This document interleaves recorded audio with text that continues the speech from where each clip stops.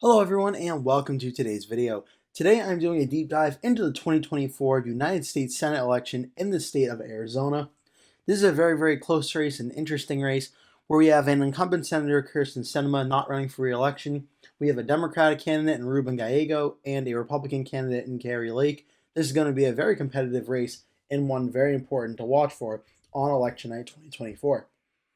So getting into the voting history of Arizona, there have been three Senate elections in the last few elections. In 2022 was a regular race. In 2020 it was a special election, and in 2018 it was also a regular Senate race. And this is what happened. In 2022 it was won by the Democratic incumbent Senator Mark Kelly by 4.9%. In 2020 it was won by then candidate Mark Kelly by 2.3%. In 2018 this was Kyrsten Sinema's race that's up in this video, and for 2024 it was won by Sinema by 2.3%. Currently in the polling average from Real Clear Politics, Ruben Gallego has 50.7%, Kari Lake has 44.6%, a lead of a little over 6% of the vote. As for the national Senate vote margin across all the Senate seats in the United States in that election, in 2022 Republicans overall won by 0.1% in 2022. In 2020, Republicans won overall by 2.3%, and in 2018, Democrats won overall by 19.9%, which when you average those up would be Democrat plus 5.8 across the elections. The current congressional vote polling average right now has Republicans up 0.8%. So I just felt that was important to note as well going into this election. Looking at how Arizona voted compared to the national Senate vote, in 2022, Arizona voted about 5% more Democratic than the national Senate vote. In 2020, Arizona voted about 4.6% more Democratic than the national Senate vote. And in 2018, Arizona voted about 17.6% more Republican than the national Senate vote, which when you average 2018 to 2022, that comes out to about Republican plus 2.7%. When you look at 2020 to 2022, the two most recent races, that is Democrat plus 4.8%. So it's almost a shift of about 6 percentage points from 2018 to 2022 and just 2020 and 2022. For the 2024 Arizona Senate race, the two candidates are Democratic candidate Ruben Gallego and Republican candidate Kari Lake. They are facing off in this Senate race to become the next senator from Arizona. And some current forecasts for the state of Arizona in its 2024 Senate race, Real Clear Politics and Sabado Crystal Ball have the race as listed as lean for Ruben Gallego. 538 and Decision Desk HQ and / The Hill have it as likely for Ruben Gallego, and Cook Political Report has it as lean for Ruben Gallego. The polling averages right now we have in Arizona, we do have four of them to go over. Real Clear Politics has Gallego up 6.1%. Gallego's up in 538 by 6.8%. 270 to win has Gallego up 6.6%. And Decision Desk HQ The Hill has Gallego up 7.4%. When you add those up, that is an average of 6.7% in favor of Gallego. So based on those polling averages and my own personal rankings, that would have it over 5% of the vote, but under 15% of the vote when it comes to margin of victory. So that would go into the likely Democratic victory margin based on 6.7%. Now some key counties I'm watching for in the state of Arizona. The first county, and these are all ordered by population, by the way, going from Maricopa down to Apache, from 1st to 10th in terms of population. Maricopa County is the most important county in the state of Arizona when it comes to watching the elections. It is a county that used to be a Republican county, became a very close competitive county, and in the last few Senate elections has become a lean to Democratic likely county. And this is very important as this is the most populous county in the state. In the 2022 Senate election, over 1.5 million votes were cast in Maricopa County, so a huge basket of votes will come out of this area. And in 2022, it was won by the Democrat by 6.4%. In 2020, it was won by only 3.9%. And in 2018, it was won by the Democrat by 4.2%. And what's important to note is in all three of these Senate races, the Democrat won statewide. So these numbers at 3.9%, that may be the lowest of the three, but the Democrat won statewide every single time. Say for hypothetically, if Kari Lake were to win this race, she would likely need Maricopa County to be at a bare minimum 1.5 to 2 points Democratic or below, maybe even Republican, to have a chance at winning Arizona. And that is something we have yet to see in the last few Senate elections. Is it impossible? No, but is it something that the trends suggest? Also, no. So, Maricopa County, very important to watch for. Second is Pima County. This will be more of a Democratic safe county to watch for on election night. It had over 400,000 votes casted in 2022 and was an almost 26% win in 2022, 19.7% win in 2020, and 15.5% in 2018. That's a county to watch for as well.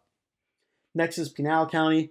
This county had over 144,000 votes in 2022. This is going to be a county we expect to be a likely Republican county, somewhere in between 5% and 15% margin of victory. The recent elections have had it around 11% with 11.4, 13.6, and 11.6.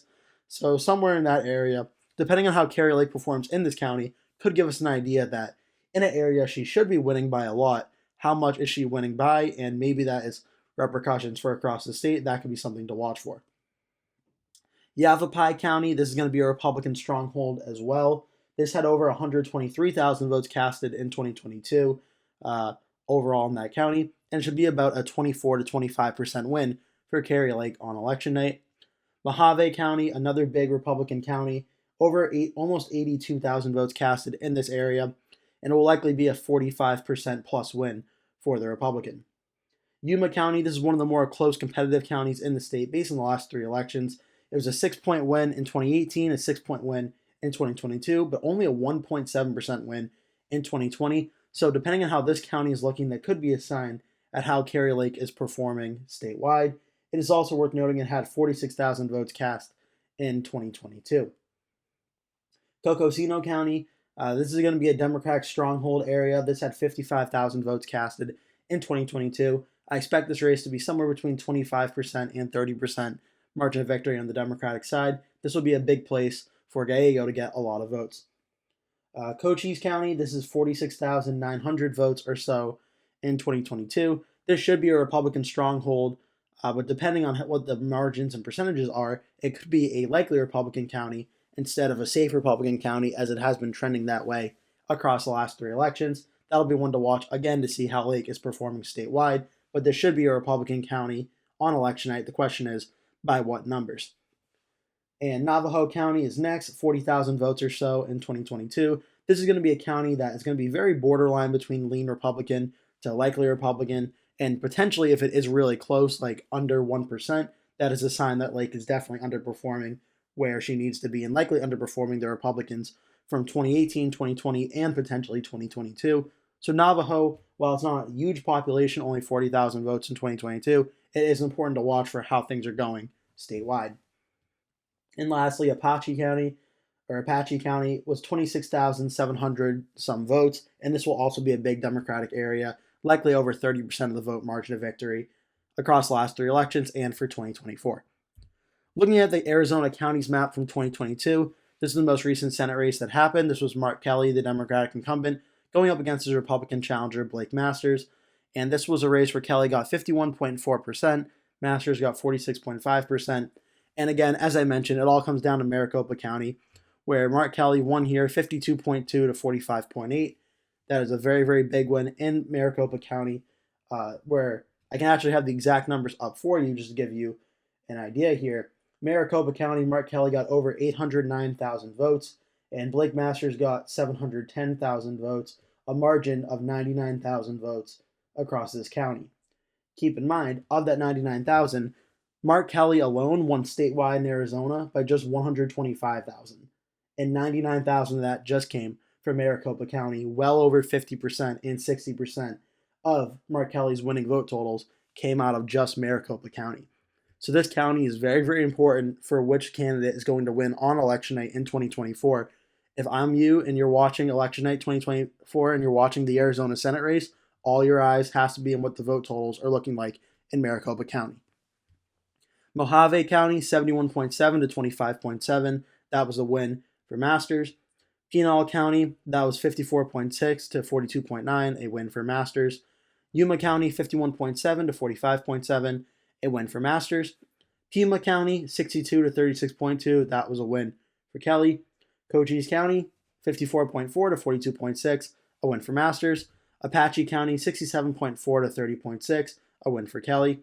Navajo County 51.6 to 46.1, a win for Masters. Cocosino 63.8 to 34, a win for Kelly. And Yavapai County 61.3, 36.6, a win for Masters. That was the 2022 Arizona Senate race. Now looking at 2020, where Mark Kelly was on the ballot again. He won 51.2% of the statewide vote. Martha McSally got 48.8%. Now I'm going to pull up the numbers from 2020 just to give you, again, an idea of what Maricopa County looked like. In 2020, a presidential election year, Maricopa County had over 2 million votes cast just in that county alone. Over 2 million votes cast. And Mark Kelly alone got over 1.6 million, or 1.06 million, in that county. Martha McSally had 984,000. Mark Kelly, 1,064,000. And again, I'm going to show you that is a deficit in Maricopa County of 80,000 votes. And the total statewide margin, 51.2 to 48.8%, was a difference of 78,000 votes. So had Martha McSally won Maricopa County, getting just enough votes to flip it, going all 80,193, if they were able to go the margin of difference for McSally, she would have won statewide by about 2,000 votes. So Maricopa County is very, very important and absolutely can swing elections in a very, very close race in Arizona. Maricopa County is where the election is won and lost for the Republican and Democratic candidates, respectively. Very, very important in Maricopa. Mojave, 73.3 to 26.7. At Maricopa, I just did. Pinal County, 56.8 to 43.2. Yuma County, 50.8 to 49.1. Pima, 59.8 to 40.1. Cochise, 58.6, 41.4. Apache, 68.5, 31.5. Navajo, 52.5, 47.5. Cocosino, 62.5, 37.4. And Yavapai County, 63.5 to 36.5. Lastly, looking at 2018, this was Kyrsten Sinema, where she won her election up against Martha McSally. Once again, this is the first time McSally was on the ballot. And now I'm just going to pull up the Maricopa County numbers one more time, just again to show you. It had over 1.4 million votes casted in Maricopa County, a margin of victory for Sinema in this area of 60,000 votes. And statewide, the margin of victory for Sinema across all of Arizona was 55,900 votes. So again, just the Maricopa County alone made more of the difference of the total statewide vote. Maricopa County and the margins in this county are very, very important. I can't state that enough. 51% in Maricopa for Sinema, 46.8 for McSally. Mojave was 70.3 to 26.9 for McSally. Pinal County, 54.3 to 42.9 for McSally. Yuma, 51.5, 45.4 for McSally. Pima, 56.7 to 41.1. That was a win by Sinema. Cochise, 59.1, 38.2, a win for McSally. Apache, 65 to 31.1, a win by Sinema. Navajo, 51.2 to 45.4, a win for McSally. Cocosino, 61.9 to 34.8, a win by Sinema. And Yavapai, 60.3 to 37.1, a win by McSally. So looking at the last three Senate elections on the Democratic side in Arizona, in 2022, the Democrat Mark Kelly got 51.4%. In 2020, the Democrat Mark Kelly got 51.2%. And in 2018, Kyrsten Sinema, the then Democrat, got 50%, an average across the last three elections of 50.9%. After our 2024 estimated range, using the data from these last three elections, the high end is 51.4 minus a low of 50. And when you get that difference, you get 1.4. I then added 1.4 to 51.4 and subtracted it from 50 to get our 2024 estimated range. That found on the low end, the Democrat would get 48.6%, and on the high end, the Democrat would get 52.8%. Clearly showing pretty close race in terms of what the estimated range is, due in part to how closely the Democrat has performed in each of the last three elections. On the Republican side, there's going to be a little bit of a margin, or a larger margin of difference between the high and the low, where in 2022, the Republican Blake Masters got 46.5%. 2020 and 2018, Martha McSally got 48.8% and 47.6%, an average across the three elections of 47.6. And when it comes to the range, the high 48.8 minus the low 46.5 is a difference of 2.3.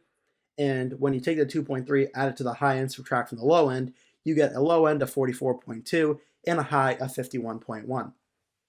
So based on the last 3 elections alone, when you compare the Republican and Democratic ranges, the Republicans' floor starts out much lower than the Democrats, about over 4 points lower on the low end, and the Democrats' high is also about 1.7% higher than the Republicans are.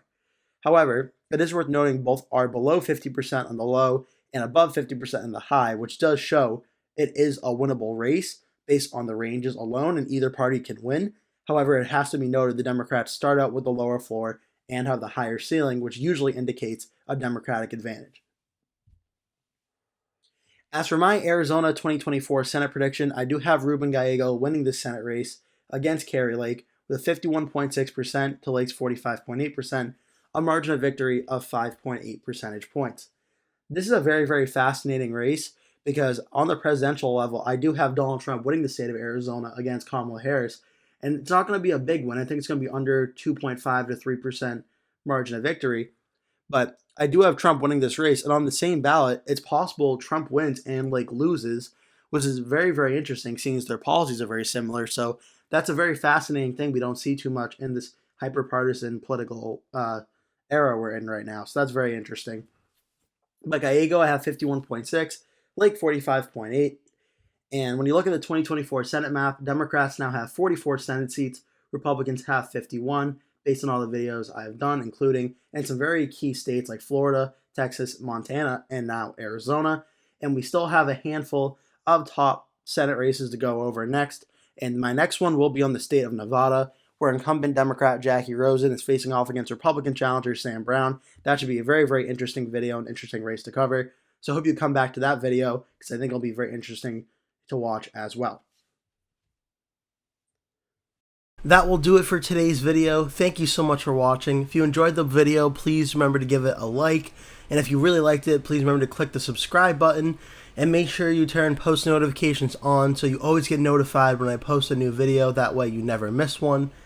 Also, please remember to share this video with your friends and family if you really, really, really like the video. And remember to stay tuned because I'll be posting at least one video every single day leading up until Election Day. So I'd really appreciate it if you keep coming back and watching those videos. Thank you so much for watching, and I hope to see you in a future video.